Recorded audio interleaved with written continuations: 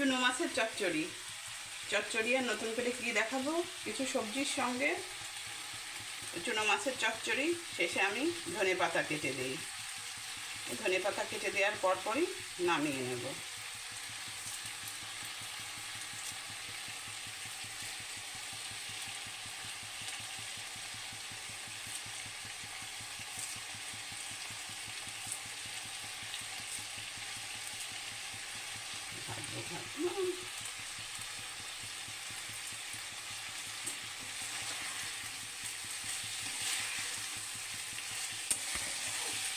হয়ে গেছে, প্রায় একদমই হয়ে গেছে।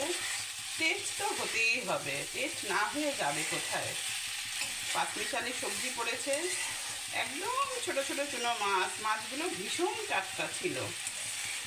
পড়েছে সর্ষের তেলে এটা রান্না হয়েছে। এই যে ধনেপাতা দিয়ে দিলাম, টমেটো কুচি দিয়েছি। সবাই সবার গায়ে ঢলাঢলি করে নেতিয়ে পড়েছে। এখন নামানোর সময় হয়ে গেছে। এরা এখন মানব সেবার জন্য প্রস্তুত। ঠিক আছে বন্ধুরা,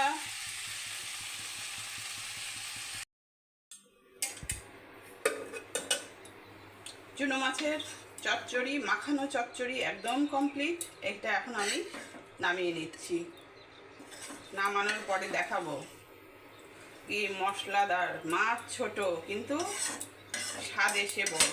বড় মাছের চেয়েও বড় মাছ ফেলে মানুষ ছোট মাছ খায়। মাছটা দেখাতে পারলাম না, একদম চোখ কান নাই, এই টাইপের ছোট মাছ, কেচকি মাছের মতো।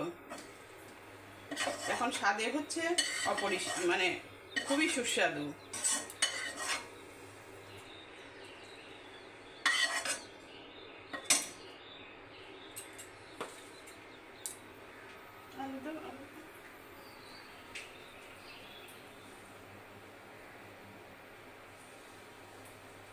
নামিয়ে ফেললাম চুনো মাছের মাখা চচ্চড়ি। বন্ধুরা চলে আসুন, অবশ্যই আমার রান্না খারাপ হবে না, সেটা আপনারা খেয়েই বুঝতে পারবেন।